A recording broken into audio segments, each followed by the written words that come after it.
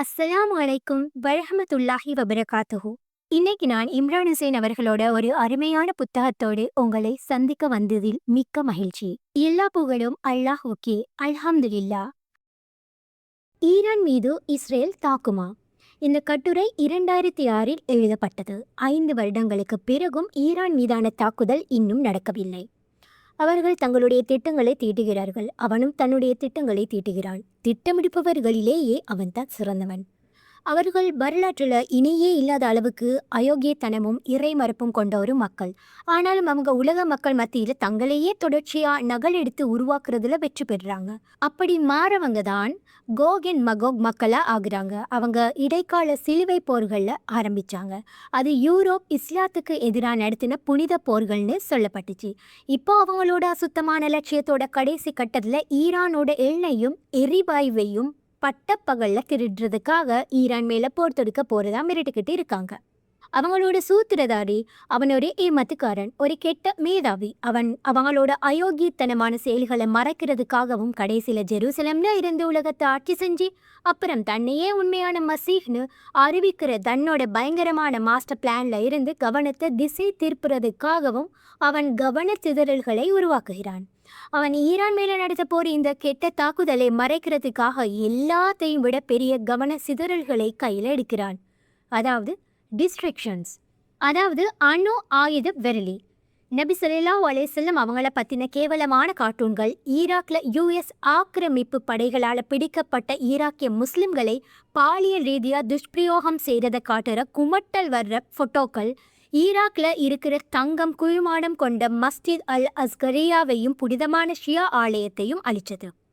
ஆனால் அவங்களால நபியோட மார்க்கத்தை தோற்கடிக்க முடியாது. ஏன்னா அல்லாஹ் உண்மையான மசீஹான ஜீசஸ், அதாவது ஈசா அலைஹிஸ்ஸலாம் அவங்கள திரும்பி வர்றப்போ அவரோட பிரார்த்தனைக்கு பதில் சொல்லி அவங்கள அழிச்சிடுவான். அவங்களால நெல்சன் மண்டேலாவையும் ஹாரி ஃபெலன்போர்டோவையும் கூட அமைதியாக்க முடியாது.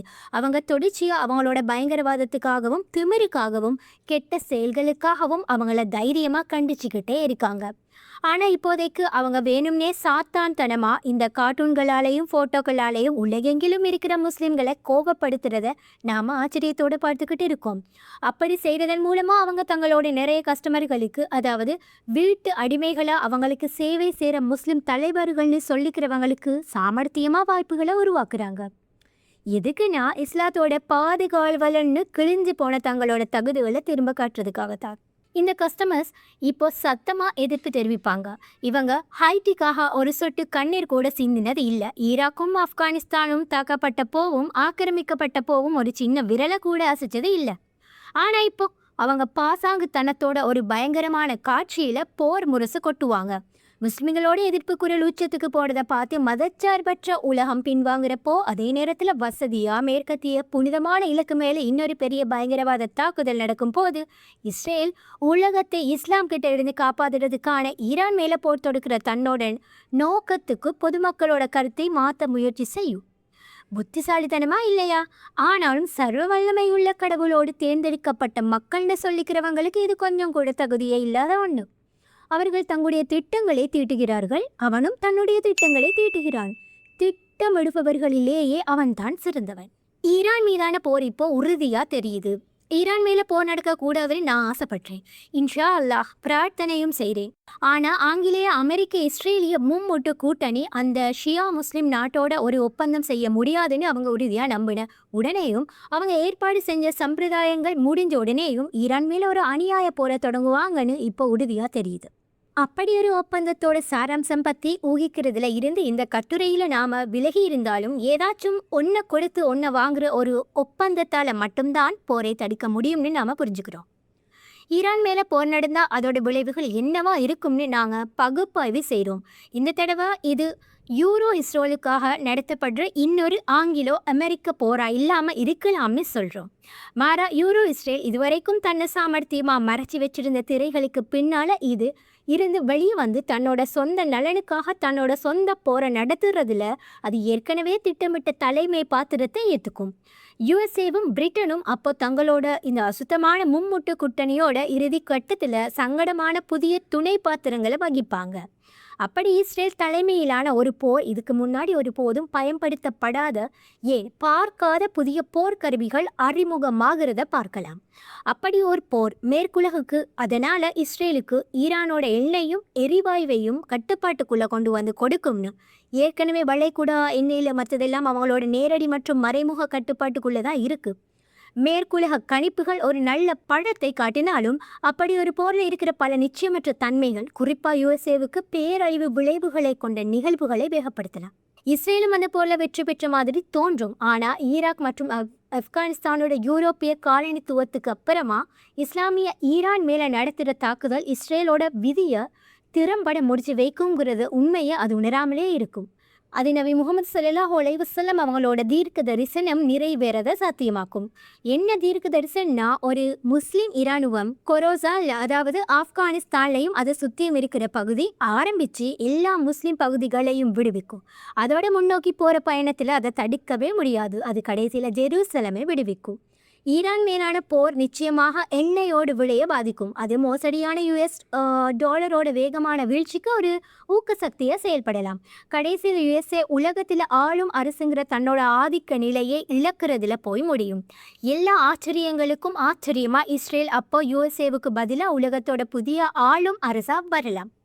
அப்போது பேப்பர் பணத்துக்கு முழுசாக பதிலாக வர உலகத்தோட புதிய மின்னணு பண அமைப்பை அது கட்டுப்படுத்தும். ஒருவேளை இஸ்ரேல் அப்படி ஒரு அந்தஸ்து அடைஞ்சா அது அந்த யூத அரசை அதோட பைபிள் மசீஹா விதினு சொல்லப்படுறதை அடையிறதுக்கு ஒருபடி பக்கத்தில் கொண்டு போகிற மாதிரி தோணும். ஆனால் இஸ்லாத்தோட பார்வையில் அப்படி ஒரு வளர்ச்சியோட யதார்த்தம் இதுக்கு நேர்மாறாக இருக்கும். இஸ்லாத்தோட பார்வை கடைசியில் உறுதிப்படுத்தப்படும் போது அது இஸ்லாம் உண்மைங்கிறத நிரூபிக்கும். வியூக விவகாரங்களை நிபுணத்துவம் பெற்றவங்களும் உலகத்தில் இப்போ வேகமாக நடந்துக்கிட்டு இருக்கிற நிகழ்வுகளோட அரசியல் ஆய்வாளர்களும் வழக்கமாக இந்த தலைப்பை பற்றி பேசுகிறதுக்கு தயங்குவாங்க. ஏன்னா அவங்களுக்கு வருமானத்தையும் மதிப்பையும் இழக்க வேண்டி இருக்குங்கிற பயம். அதை விட பெரிய பயம் ஆன்டி செமிட்டிசம் குற்றச்சாட்டு வந்துடுங்கிற பயம். அவங்க இனிமேலும் அந்த அழுத்தமான ஆதாரத்தை எதிர்க்கக்கூடாது. என்ன ஆதாரம்னா, இந்த விஷயத்துக்கு ரொம்ப முக்கியமான ஒரு மத ரீதியான வேதம் மற்றும் இறுதிக்கால இயல் சம்பந்தப்பட்ட பரிமாணம் இருக்குது. அதை ஏற்றுக்கிட்டு கவனமாக படிக்கலைன்னா அந்த நிகழ்வுகளை பற்றின ரொம்ப பத்தாவது புரிதலுக்கு அது கொண்டு போய் விட்டுடும். ஒருத்தர் வரலாறில் இந்த கடைசி கட்டத்தில் பயங்கரமாக விரிஞ்சிக்கிட்டு இருக்கிற இந்த உலகத்தை புரிஞ்சிக்கலைன்னா அவரால் அதோட நிறைய சவால்களுக்கு சரியாக பதில் சொல்ல முடியும்னு என்னைக்கும் நம்ப முடியாது. இந்த விஷயம் போதுமான அளவுக்கு விளக்கப்படும் போது மறுபக்கம் அது முஸ்லிம்களோட மன உறுதியை அதிகரிக்குது. அவங்க கொஞ்சம் பேராக இருந்தாலும் சரி, அவங்களுக்கு குர்ஆனோட வார்த்தைகளை அறிவிக்கிற அளவுக்கு தைரியமும் நேர்மையும் இருக்குது. சொல்லுங்க, நிச்சயமாக என்னோட தொழுகையும் என்னோட தியாக சேவையும் என்னோட வாழ்வும் மரணமும் எல்லாமே அல்லாஹ்வுக்காகத்தான். எல்லா உலகங்களோடவும் கடவுள்தான். அவனுக்கு எந்த கூட்டாளியும் இல்லை. இதையே நான் கட்டளையிடப்பட்டிருக்கேன். அவனுக்கு கீழ்ப்படுகிறவங்கள நான் முதல் ஆளாக இருக்கேன். 6வது அத்தியாயம் 162வது வசனம். அவங்க என்ன நடந்தாலும் சரி, ஒடுக்குமுறையாளனை தைரியமாக எதிர்த்து நின்று பதில் சொல்கிறாங்க. ஆனாலும் இன்னைக்கு நிறைய பேர் கோகேன் மகாகோட கார்பன் காப்பிகளாக ஆகிட்டாங்க. அவங்களுக்கு கண்கள் இருக்குது ஆனாலும் பார்க்குறதில்ல, காதுகள் இருக்குது ஆனாலும் கேட்குறதில்ல, இதயங்கள் இருக்குது ஆனால் புரிஞ்சிக்கிறதில்ல.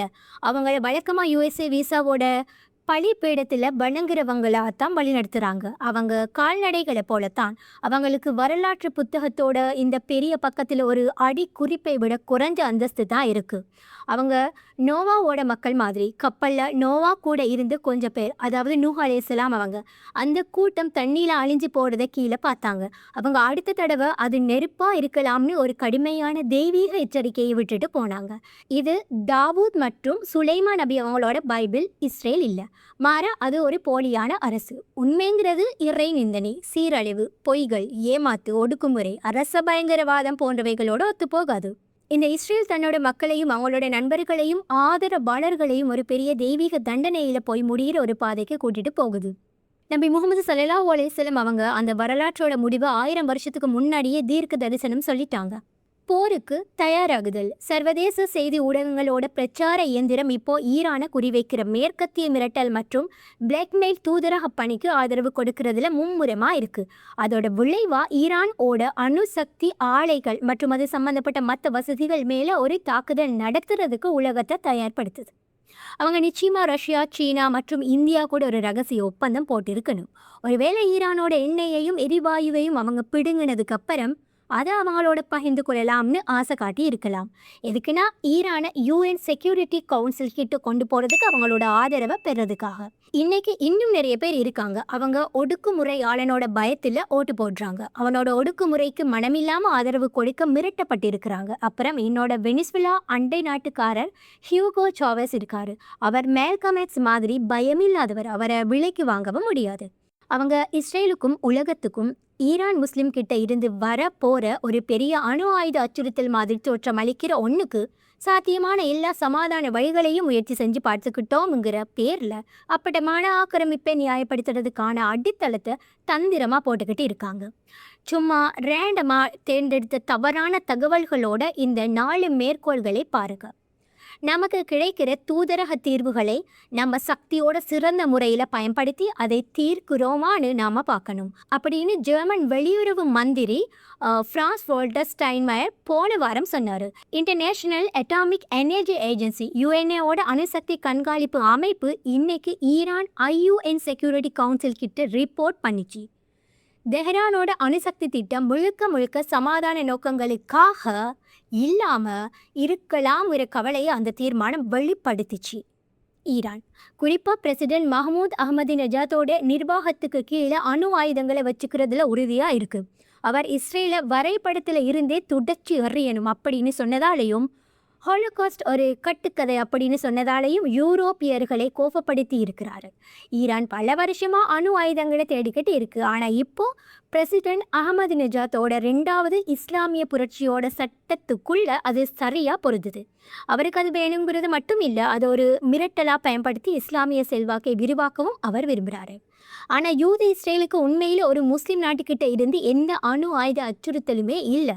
அந்த நாட்டோட கடுமையான இஸ்லாமிய அரசாங்கம் ஈரானோட மெம்பர்ஷிப்பை அணு ஆயுத பரவல் தடை ஒப்பந்தத்தில் வச்சுக்கிறதுக்கு மட்டும் முடிவு செய்யலை. அதாவது நியூக்ளியர் நான் ப்ராலிஃபரேஷன் ட்ரீட்டி. அந்த ஒப்பந்தத்துக்கு கீழ் அணு ஆயுதங்களை பெறக்கூடாதுங்கிற தன்னோட கடமையை கண்டிப்பாக கடைபிடிக்கவும் முடிவு செஞ்சுருக்கு. அது மட்டும் இல்லாமல் இஸ்லாமிய மத காரணங்களுக்காக போரில் அணு ஆயுதங்களை பயன்படுத்துறதுக்கு எதிராக தன்னோட எதிர்ப்பையும் அது பொது இடத்துல பதிவு செஞ்சுருக்கு. கூடுதலாக இதுக்கு முன்னாடி ஈராக் விஷயத்தில் நடந்த மாதிரியே ஈரான் அணு ஆயுதங்களை பெறுவதற்கு தகுதியாக இருக்கிறதுக்கு கொஞ்சம் கூட பக்கத்தில் இருக்கிறதுக்கு எந்த ஆதாரமும் இல்லை. ஏன் ஈரான் ரகசியமாக இப்படி ஒரு நெறிமுறையற்ற முயற்சியில் ஈடுபட முடிவு செஞ்சிருக்கிறதுக்கு கூட எந்த ஆதாரமும் இல்லை. ஈரான் ரகசியமாக ஒரு அணு ஆயுத திட்டத்தை தொடர்றதோட விளைவுகள். ஒருவேளை ஈரான் ரகசியமாக அணு ஆயுதங்களை உருவாக்க முயற்சி செஞ்சுக்கிட்டு அதே நேரத்தில் அதை வெளிப்படையாக மறுத்துச்சுன்னா எப்போது அது உறுதிப்படுத்தப்படுதோ அப்போது அந்த ஆட்சி குழுவோட இஸ்லாமிய தகுதிகளில் அது பேரழிவை ஏற்படுத்துகிற சரி செய்ய முடியாத இழப்பை உண்டாக்கும். எல்லாத்துக்கும் மேலே குர்ஆன் முஸ்லிம்களுக்கு ஒப்பந்த கடமைகளை மதிக்கணும்னு உறுதியாக கட்டளையிட்டிருக்கு. மூமின்களே, நீங்கள் செய்து கொண்ட உடன்படிக்கைகளை முழுமையாக நிறைவேற்றுங்கள். உங்கள் மீது ஓதி காட்டியிருப்பவற்றை தவிர மற்றைய நாற்கால் பிராணிகள் உங்களுக்கு உணவிற்காக ஆகுமாக்கப்பட்டுள்ளன. அல் குர்ஆன் 5வது அத்தியாயம் 1வது வசனம். அதனால் இஸ்லாமிய ஈரானுக்கு அணு ஆயுத பரவல் தடை ஒப்பந்தத்துக்கு கீழே அணு ஆயுதங்களை உருவாக்குறதுல இருந்தும் வாங்குறதுல இருந்தும் விலகி இருக்கிற தன்னோட கடமையை மதிக்க வேண்டிய ஒரு மார்க்க கடமை இருக்குது.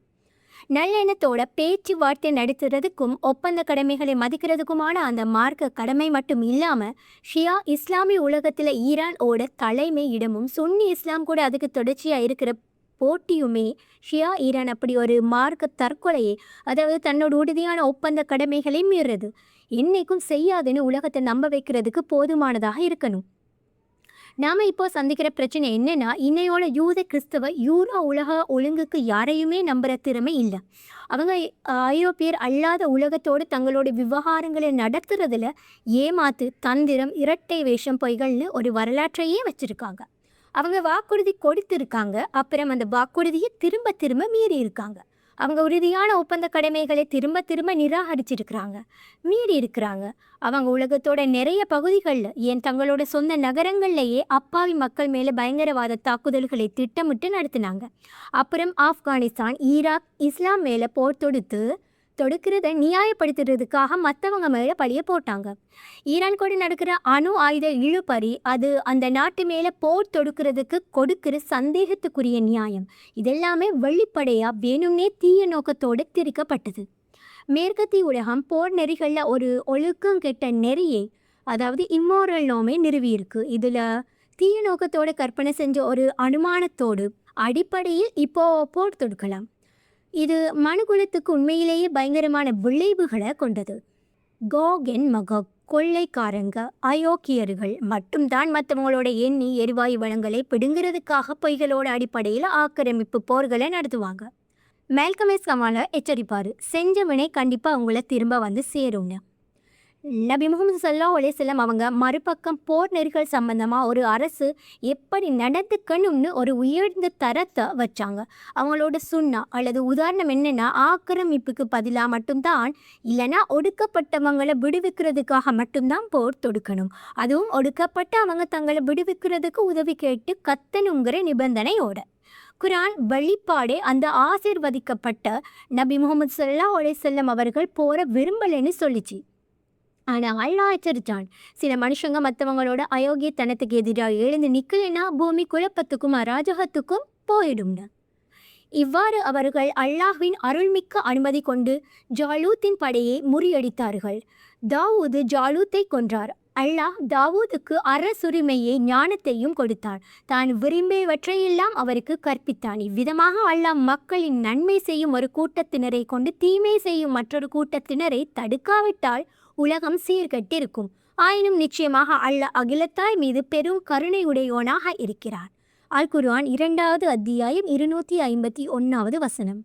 நவீன அடிப்படையில் இறைமறுப்பு கொண்ட மேற்கத்திய மனுஷனால ஈரான் இந்த விஷயத்தில் உண்மையாத்தான் பேசுதுன்னும் அணு ஆயுதங்களை வாங்குறதுக்கான சாத்தியத்தையே தடுக்கிற ஒரு ஒழுக்க தரத்தின்படி அது செயல்படுதுன்னும் நினைச்சு பார்க்கவே முடியல.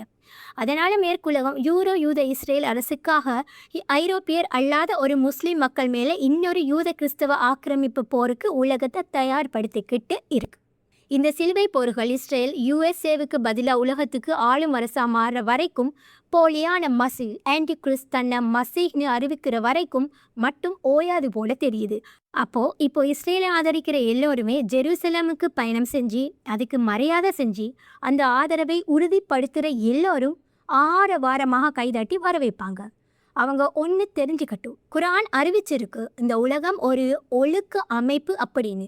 அதில் ஒடுக்குமுறையாளன் ஒரு நாள் தன்னோட ஒடுக்குமுறையோட உண்மையான பயங்கரமான விளைவுகளை நேருக்கு நேராக சந்திப்பான். முஸ்லிம்கள் நம்பிக்கையோடு இருக்காங்க. உண்மையான மசீஹ், அதாவது மரியம் அலைஹிஸ்ஸலாம் அவங்களோட மகன் ஈசா அலைஹிஸ்ஸலாம் அவங்களோட திரும்புதல் இஸ்லாமில் இருக்கிற உண்மையோட வெற்றிக்கு காரணமாக இருக்கும்னு. ஈரான் மீது யார் தாக்குவா? ஈரான் ஆப்கானிஸ்தான் மேலே போர் தொடங்கினப்போ இருந்த அதே பொய்கள், ஏமாத்து, வரித்தனமான உறுதியோட ஈரான் மேலே மேற்கத்திய போர் நடத்துறதுக்கான களம் அமைக்கப்பட்டிருக்கிட்டு இருந்தாலும், ஈராக் மேலே நடக்கிற ஒரு செல்வாக்கில்லாத போரை நியாயப்படுத்துறதுக்கு உள்நாட்டிலேயே அதிகமாயிட்டு இருக்கிற கஷ்டங்களை சந்திக்கிற ஒரு யூஎஸ் பிரசிடென்ட் ஈரான் மேலே இன்னொரு போரை சுலபமாக தொடங்க முடியாதுங்கிறது தெளிவாக தெரியுது. அப்படி ஒரு அபாயகரமான பலி கெட்ட இராணுவ சாகசத்தில் அவருக்கு அவரோட கட்சிக்கு கடுமையான அரசியல் ஆபத்துகள் இருக்கும். உண்மையில் யுஎஸ்ஏ ஈரான் மேலே போரை தொடங்கினா, ஈரானோட எண்ணெய் வள பகுதிகளை ஆக்கிரமிச்சா, அது ஈராக் ஆப்கானிஸ்தான் ஈரான் மேலே நடக்கிற அதோட ஆக்கிரமிப்புக்கு எதிராக ரொம்ப பலமடைஞ்ச ஒரு ஆயுத போராட்டத்தை தூண்டிவிட்டா பிரசிடென்ட் புஷ் பதவி நீக்கம் செய்யப்படலாம். யுஎஸ்ஏவால் ஈரான் மேலே போரை தலைமை தாங்கி நடத்த முடியலைன்னா பிரிட்டனாலையும் அதை செய்கிறது சாத்தியம் இல்லை. அது திட்டமிட்டோ இல்லை தற்செயலாவோ ஒரே ஒரு யூரோப்பிய நாட்டை மட்டும்தான் ஈரான் மேலே ஒரு போரை தலைமை தாங்கி நடத்துகிற திறமையோடு விட்டு வைக்குது. அதுதான் யூத இஸ்ரேல் அரசு. இது ஒரு அணு ஆயுத போராக இருக்குமா? ஈரான் இஸ்ரேல் கூட போர் போட விரும்பலை, ஒன்று ஆரம்பிக்க தயாராகவும் இல்லை. இஸ்ரேல் கூட போர் நடந்தால் ஈரான் ரொம்ப கஷ்டப்படும். ஆனால் இஸ்ரேல் அது போதுமான அளவுக்கு மேலாவே தயாராக இருக்கிற ஒரு போரில் இருந்து எந்த பெரிய இழப்புகளையும் சந்திக்காது. இஸ்ரேலும் இந்த நேரத்தில் எந்த முஸ்லிம் மக்கள் மேலேயும் அப்படி ஒரு போரை நடத்த விரும்பலை. எந்த போர்னா அதுக்கு யூதர்கள் முஸ்லிம் பகுதிகளுக்குள்ள படையெடுத்து ஆக்கிரமிக்க வேண்டி இருக்கும். மாறா மேற்கத்திய உலகத்தோட இராணுவங்களும் அவங்களோட அடிமை அரசு கூட்டாளிகளும் தான் அப்படிப்பட்ட தரை போருக்கு பீரங்கை தீனியாக பயன்படுத்தப்பட்டிருக்காங்க. இஸ்ரேல் பாலஸ்தீன மக்கள் மேலே வானத்தில் இருந்து பயங்கரமான ஆயுத பலத்தோட போர் நடத்திக்கிட்டு இருக்கு. அதே மாதிரி சின்ன வேகமாக நகர கமாண்டோ டீம்களை அவங்க பகுதிக்குள்ளே ஊடுருவ வச்சு அடிச்சுட்டு ஓடுற வேலைகளையும் செஞ்சுட்டு இருக்குது. இஸ்ரேலிய வழக்கமான போர்களும் ரொம்ப குறைஞ்ச காலம்தான் நீடிச்சிருக்கு. உதாரணத்துக்கு 6 நாட்கள். அதனால் முஸ்லிம் உலகத்துக்கும் ஜிஹாதுக்கான அணிதிரள்றதுக்கு போதுமான நேரத்தை அது கொடுக்கிறது. மேற்கத்திய துருப்புகள் ஈரானோட எண்ணெய் வள பகுதிகளை உடலால ஆக்கிரமிக்கிற பயங்கரமான அபாயகரமான வேலையை சந்திக்க தயங்குனா அப்போ அதுக்கு மாற்றா என்னவா இருக்கணும்னா ஈரானை தூள் தூளாக்கி முடக்கிற அளவுக்கு சக்தி வாய்ந்த நாசகாரமான ஒரு மின்னல் வேக வான்வழி தாக்குதலாக தான் இருக்கணும். அணு ஆயுத போரால மட்டும்தான் அப்படி ஒரு முடிவை கொடுக்க முடியும். அப்படி ஒரு நிகழ்வை ஏற்றுக்கிறதுக்கு பொது கருத்தை தயார்படுத்துறதுல பிரெஞ்சு பிரசிடென்ட்டோட உதவிக்கரத்தை நாம் இப்போ புரிஞ்சுக்கலாம். அவர் சமீபத்தில் எச்சரித்தார், பிரான்ஸ் ஒரு பயங்கரவாத தாக்குதலோட இலக்கை ஆற்றினா தேவைப்பட்ட அணு ஆயுதங்களோட பதில் சொல்ல பிரான்ஸ் தயங்காதுன்னு. ஈராக்கோட ஒசிராக் அணு உலை செயல்பட தொடங்குறதுக்கு கொஞ்ச நேரத்துக்கு முன்னாடி ஜூன் 1981 இஸ்ரேல் நடத்தின மின்னல் வேக தாக்குதல் அதை முழுசா அழிச்சது.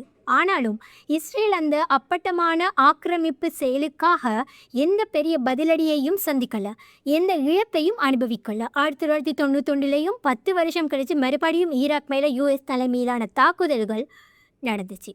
1991 10 வருஷம் கழிச்சு மறுபடியும் ஈராக் மேலே US தலைமையிலான தாக்குதல்கள் அந்த நாடால இஸ்ரேலி ஆக்கிரமிப்புக்கு திறம்பட பதில் சொல்லவே முடியாத அளவுக்கு ஆக்கிடுச்சு.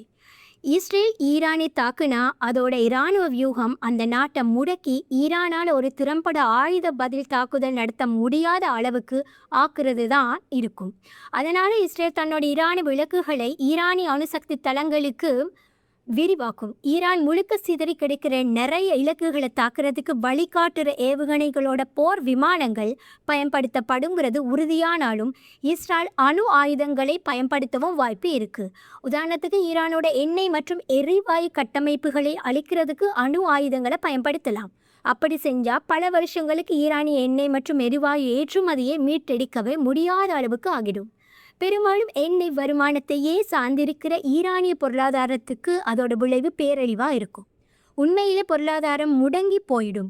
அதை தொடர்ந்து வர பொருளாதார குழப்பத்தில் ஈரான் பல வருஷங்களுக்கு இஸ்ரேல் மேலே எந்த விதமான வழக்கமாக இல்லைன்னா அணு ஆயுத போரை தொடங்குறத பற்றி நினைச்சி பார்க்கவே முடியாது. மாற்றா இஸ்ரேல் உலகத்தோட எண்ணெய் மற்றும் எரிவாயு வளங்களை கட்டுப்படுத்துகிற முயற்சியில் ஈரானோட எண்ணெயையும் எரிவாயுவையும் கைப்பற்ற முயற்சி செய்யலாம். ஈரான் மேலே ஒரு அணு ஆயுத தாக்குதல் எண்ணெயோட விலையில் ஒரு பெரிய உயர்வுக்கு காரணமாக இருக்கும். அது இஸ்ரேல் எண்ணெய்க்காக உலகத்தையே பிணை கைதியாக வச்சிருதுக்கும் ஒட்டுமொத்த உலகம் மேலேயும் இஸ்ரேலிய ஆட்சியை நிறுவற தன்னோட முயற்சிக்கு முன்னேற்றத்துக்கும் அனுமதிக்கும். அந்த காரணத்துக்காக அணு ஆயுதங்களோட பயன்பாடு ஈரானை முடக்கிறதுக்கு மட்டுப்படுத்தப்படலாம். எப்படின்னா அந்த அசுத்தமான மும்மூட்டு கூட்டணி கைப்பற்ற விரும்புகிற எண்ணெய் வள பகுதிகளை பாதுகாக்க முடியாத அளவுக்கு அந்த நாட்டோட ஆயுதப்படைகளை ஆக்கிறதுக்கு. ஈரான் மீதான போருக்கான உண்மையான காரணங்கள். ஈரான் மேலே இஸ்ரேல் நடத்துகிற தாக்குதலோட முதன்மை நோக்கம் அரசியல், பொருளாதாரம் மற்றும் வியூகம். ஈரானோட எண்ணெயையும் எரிவாயுவையும் பிடுங்கிறது, விரோதமான இஸ்லாமிய ஆட்சியை ஒழிக்கிறது சம்பந்தப்பட்டது தான் தெளிவாக இருக்கணும். அது முழுக்க இராணுவ நோக்கம் கொண்டதல்ல. ஏன்னா ஈரான் இஸ்ரேலுக்கோ இல்லை மேற்குலகுக்கோ எந்த பெரிய இராணுவ அச்சுறுத்தலையும் கொடுக்கல. ஈரான் மேலே நடத்துகிற போரோட சாத்தியமான அரசியல், பொருளாதார வியூக நோக்கங்கள் என்ன?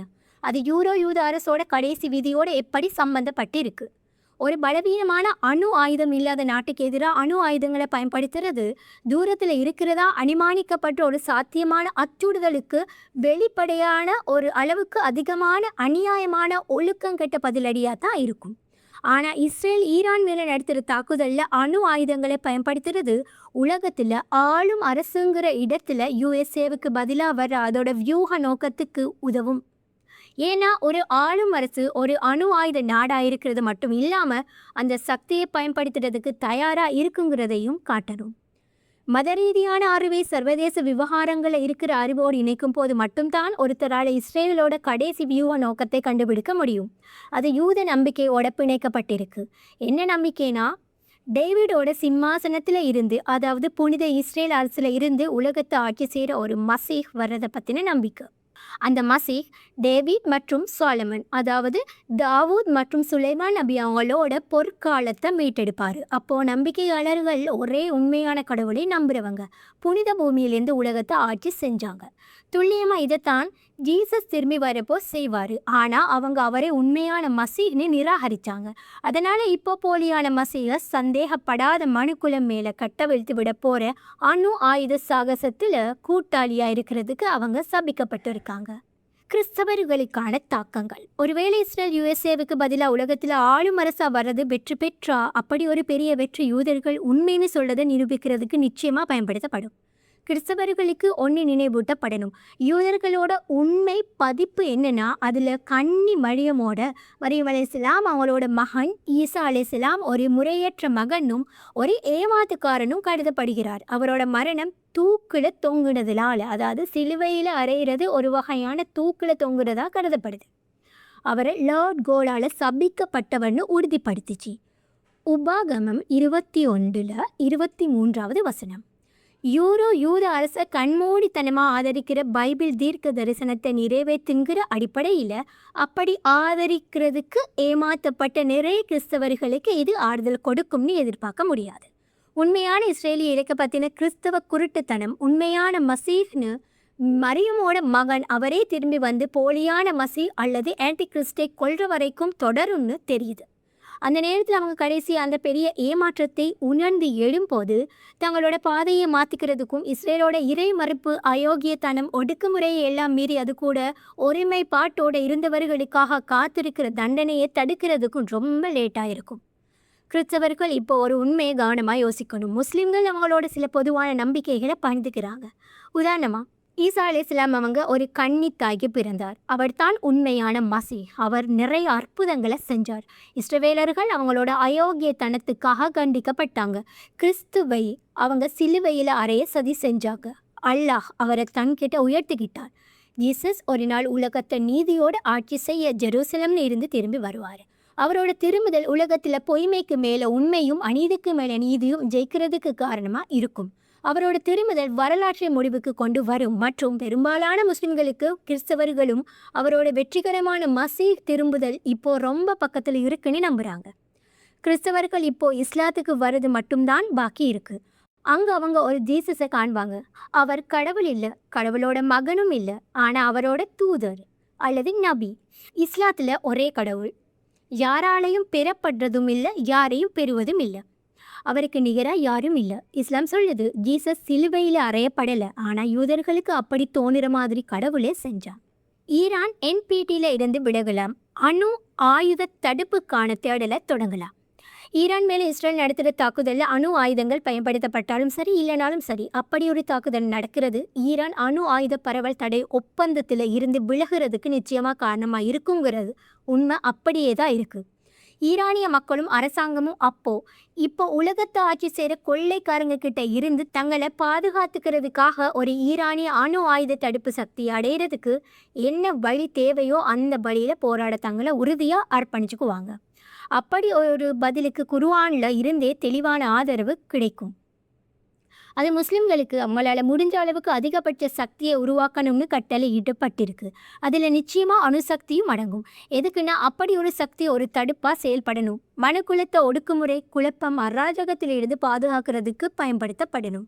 அவங்களுக்கு எதிராக உங்களால் முடிஞ்ச அளவுக்கு அதிகபட்ச சக்தியை உருவாக்குங்க. அதில் போர் குதிரைகளும் அதனால் ஏவுகணைகள் போன்றவை அடங்கும். அதை வச்சு அல்லாஹோட எதிரிகளை, உங்களோட எதிரிகளையும் அவங்கள தவிர மற்ற எதிரிகளையும் அவங்கள நீங்கள் அறிய மாட்டீங்க. ஆனால் அல்லாஹ் அவங்கள அறிஞ்சிக்கிறான்.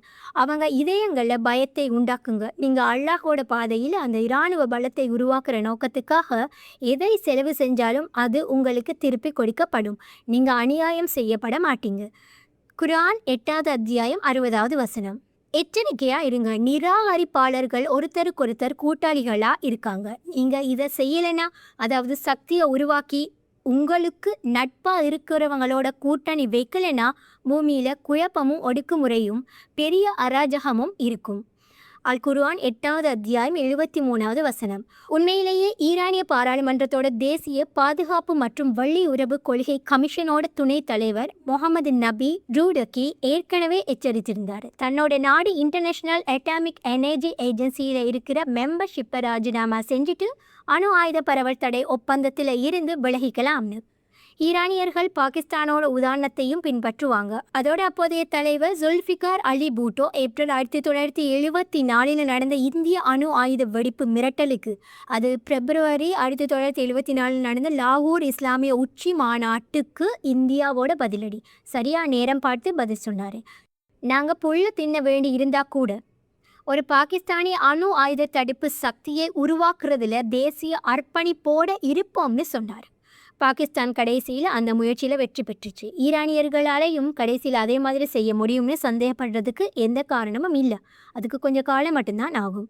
ஈரான் மேலே ஒரு தாக்குதல் கிறிஸ்தவர்கள் ஏற்கனவே எதிர்பார்க்குற ஒரு ஆமகடன் உலகத்தை தயார்படுத்தும். எல்லா போர்களோடவும் அந்த இறுதி போரில் ஆக்கிரமிப்பால் பாதிக்கப்பட்டவங்களுக்கும் உள்ள வித்தியாசத்தை பிரித்து பார்க்க செவிடர்கள், ஊமைகள், குருடர்களால் மட்டும்தான் முடியாது. உண்மையான மசீக் திரும்பி வரப்போ நீதியும் உண்மையும் ஒடுக்குமுறைக்கும் பொய்மைக்கும் மேலே ஜெயிக்கணும்னு உணர்றதுக்கு நம்பிக்கை இல்லாதவங்களால் மட்டும்தான் முடியாது. இந்த சாதாரண கட்டுரைகளை விளக்கப்பட்டிருக்கிற உண்மையை கண்ணு இருந்து பார்க்க முடிகிறவங்க அந்த பெரு வெள்ளம் வரதுக்கு முன்னாடி இஸ்லாத்தை ஏற்றுக்கணும், கப்பலில் ஏறிக்கணும். ஈரான் மீதான தாக்குதல் பாகிஸ்தானோட இஸ்ரேல் ஆதரவு ஆட்சியை கவிழ்க்கலாம். ஈரான் மேல் இஸ்ரேல் நடத்திய தாக்குதல் யூத அரசுக்கும் இன்னும் பயங்கரமான விளைவுகளை கொண்டு வரலாம். ஏன்னா அது பாகிஸ்தானில் ஏற்கனவே கொந்தளிப்பாக இருக்கிற முஸ்லீம் மக்களை, பாகிஸ்தானில் இருக்கிற அமெரிக்க ஆதரவு இஸ்ரேல் ஆதரவு முஷரஃப் ஆட்சியோட இருப்பையே அச்சுறுத்துகிற அளவுக்கு மனக்கசப்பும் கோபமும் கொண்ட ஒரு கொதி நிலைக்கு தூண்டிவிடலாம். நிறைய பாகிஸ்தானியர்கள் ஏற்கனவே அந்த ஆட்சியை வெறுக்கிறாங்க. ஒருவேளை பாகிஸ்தானில் இப்போ இருக்கிற அடிமை ஆட்சி ஒரு இராணுவ புரட்சி மூலமாவோ இல்லை ஒரு இரத்த களரி எழுச்சி மூலமாவோ மாற்றப்பட்டு அமெரிக்க இஸ்ரேலிய ஒடுக்குமுறைக்கும் முஸ்லிம்களுக்கு எதிரான ஆக்கிரமிப்புக்கும் எதிர்ப்பு தெரிவிக்கிற தகுதிகள் கொண்ட ஒரு தலைவர் வந்தால் இஸ்ரேல் நிச்சயமாக பாகிஸ்தானோட அணு ஆயுத திறன் விஷயத்தில் இப்போ காட்டுற கண்டும் காணாத போக்கை மாற்றிக்கும். அந்த ஆயுதங்கள் தன்னோட இருப்புக்கே அச்சுறுத்தலாக இருக்குன்னு அது வாதிடும். அப்போது உலகம் ஐரோப்பியர் அல்லாத ஒரு முஸ்லிம் மக்களுக்கு எதிராக இன்னொரு யூத கிறிஸ்தவ யூரோ சிலுவை போரை பார்க்கும்.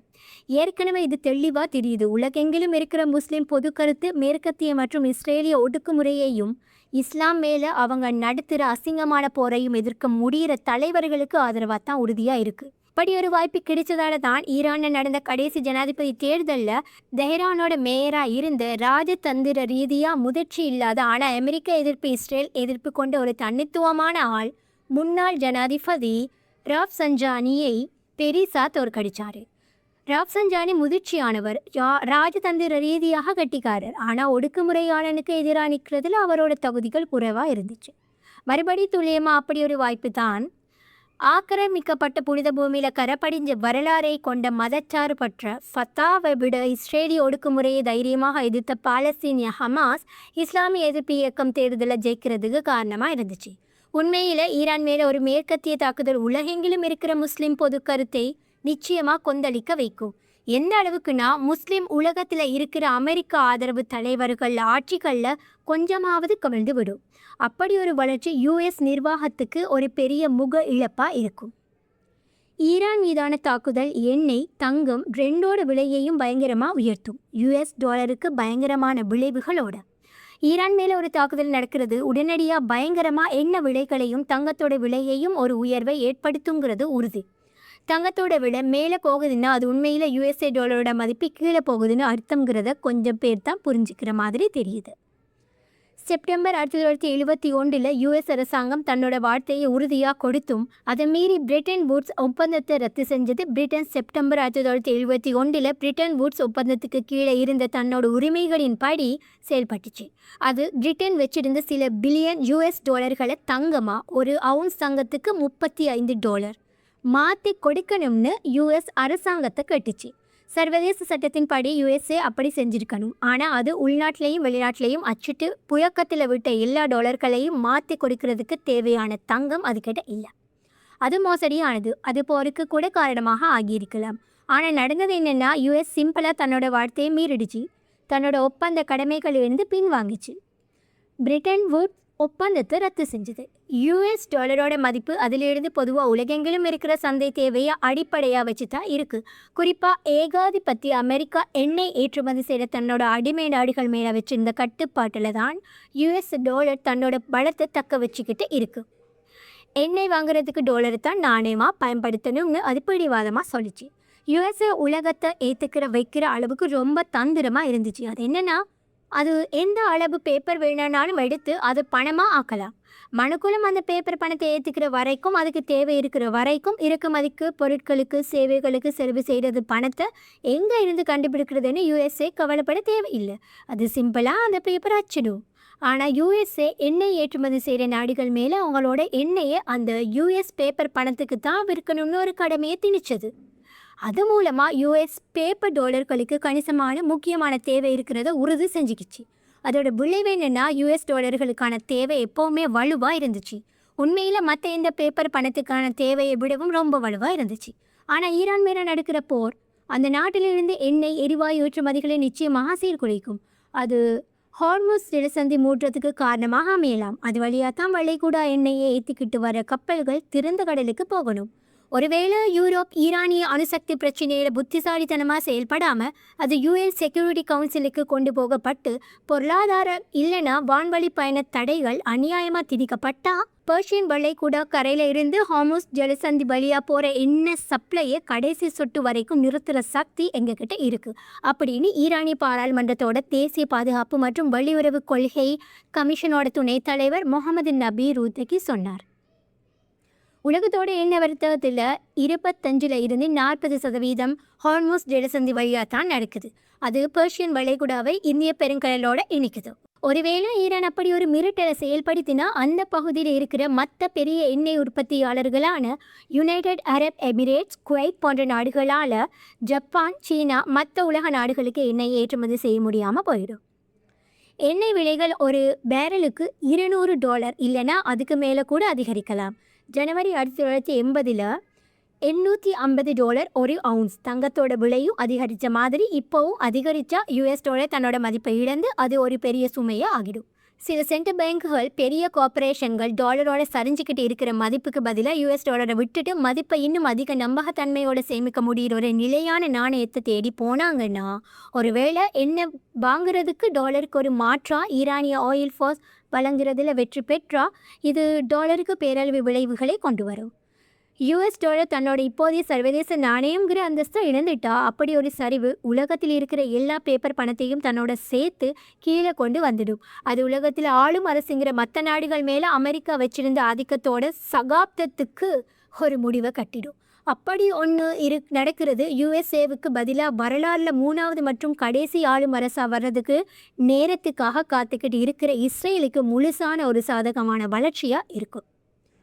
ஈரான் மீதான இஸ்ரேலிய தாக்குதல் ஈராக், ஆப்கானிஸ்தானில் இருக்கிற யுஎஸ் படைகளுக்கு பின்னால் குத்துறதா இருக்கும். ஆனால் இஸ்ரேலுக்கு இதுக்கு முன்னாடி இல்லாத ஒரு வாய்ப்பை அது ஏற்படுத்தும்.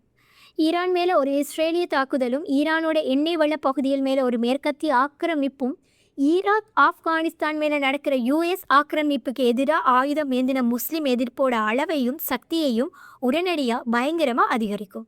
அதை விட பயங்கரமாக சுன்னி ஷியா முஸ்லீம்கள் 2 பேருமே இப்போ ஒன்றா சேர்ந்து இந்த பகுதிகளை யுஎஸ் ஆக்கிரமிப்பில் இருந்து விடுவிக்கிறதுக்காக ஆயுத போராட்டத்தை நடத்துவாங்க. யுஎஸ்ஏல இருக்கிற போர் எதிர்ப்பு பொது கருத்து யுஎஸ் வியட்நாமில் இருந்து பின்வாங்கின மாதிரியே இங்கேயும் நடக்க சொல்லி கட்டாயப்படுத்தும். கூடுதலாக பாகிஸ்தான், சவுதி அரேபியா, குவைத், துருக்கி இன்னும் நிறைய முஸ்லீம் நாடுகளில் இருக்கிற யுஎஸ் துருப்புகள் ஒன்று பின்வாங்கணும் இல்லைன்னா ஒழியணும். இது யுஎஸ்ஏவுக்கு இராணுவ அரசியல் ரீதியாக பேரழிவை ஏற்படுத்தும். உலகத்தில் ஆளும் அரசுங்கிற அதோட விரைவான சரிவை இது வேகப்படுத்தும். ஈரான் மேலே ஒரு அணு ஆயுத தாக்குதல் ஈராக்கில் இருக்கிற யுஎஸ் துருப்புகளையும் அபாயகரமான அணு ஆயுத கதிரியக்க வீழ்ச்சிக்கு ஆளாக்கும். ஆனால் இது உலகத்துக்கு கவனமாக வடிவமைக்கப்பட்ட ஒரு காட்சியையும் காட்டும். அது என்னென்னா, இஸ்ரேல் யுஎஸ் பாதுகாப்பே இல்லாமல் போர் குணமுள்ள இஸ்லாமோட அலைன்னு சொல்லப்படுற ஒன்றால் சூழப்பட்டு அழிவை சந்திக்கிற அச்சுறுத்தலில் இருக்கிற மாதிரி காட்டும். இப்படி இஸ்ரேல் ஒரு நியாயமான போர் காரணத்தை உரிமை கோருதலுக்கு தேவையான சூழ்நிலைகள் சாமர்த்தியமாக வேணும்னே உருவாக்கப்பட்டிருக்கும். அது ஒரு பயங்கரமான பிராந்திய விரிவாக்கத்தை எகிப்தோட நதியிலிருந்து பெரிய நதியான யூப்ரட்டீஸ் நதி வரைக்கும் கொடுக்க போகிற ஒரு போரை நியாயப்படுத்தும். இஸ்ரேல் சுயிஸ் கெனல் மேலேயும் பெர்ஷியன் வளைகுடாவில் இருக்கிற எல்லா எண்ணெய் எரிவாயு வளங்கள் மேலேயும் தன்னோட கட்டுப்பாட்டை கொண்டு வரும். கடைசியாக புனித இஸ்ரேலோட பைபிள் எல்லைகளையும் அது ஏற்றுக்கும். முடிவா இது ஏதோ சதி தியரி இல்லை, அதாவது கான்ஸ்பிரசி தியரி இல்லை. மாறா உலகத்தில் நிகழ்வுகள் நடக்கிறப்போ தொடர்ந்து உறுதிப்படுத்தப்பட்டுக்கிட்டே இருக்கிற ஒரு திட்டத்தை பற்றின உண்மை. இந்த கட்டுரை யூத எதிர்ப்பு கட்டுரையும் இல்லை. யூத இஸ்ரேல் அரசோட அயோக்கியத்தனத்தை எதிர்க்கிற யூதர்கள் இருக்காங்க. முஸ்லீம் உலகத்தில் அடைக்கலம் தேடி பாதுகாப்பு பெற்று முஸ்லீம்களோட ஆயிரக்கணக்கான வருஷங்களுக்கு மேலே அமைதியாக மரியாதையோட மத சுதந்திரத்தோட வாழ்ந்த யூதர்களும் இருக்காங்க. அவங்க தங்களோட தாயகத்தை விட்டுட்டு போலியான இஸ்ரேல் அரசில் வந்து குடியேறதுக்கு ஏமாற்றப்படுற வரைக்கும் அவங்க அப்படி வாழ்ந்தாங்க. இஸ்லாம் மேலே போர் தொடுக்காத, அப்படி செய்கிறவங்களை ஆதரிக்காத யூதர்கள் இருக்காங்க. அப்படிப்பட்ட யூதர்கள் முஸ்லிம்களோட நண்பர்களாக இருக்கிறது மட்டும் இல்லாமல் அவங்க நம்மளோட கூட்டாளிகளாகவும் இருக்க முடியும். இத்துடன் 2வது அத்தியாயம் நிறைவடைகிறது. இன்ஷா அல்லாஹ் 3வது அத்தியாயத்தோடு உங்களை வந்து சந்திக்கிறேன். அஸ்ஸலாமு அலைக்கும் வரஹ்மத்துல்லாஹி வபரகாத்துஹு.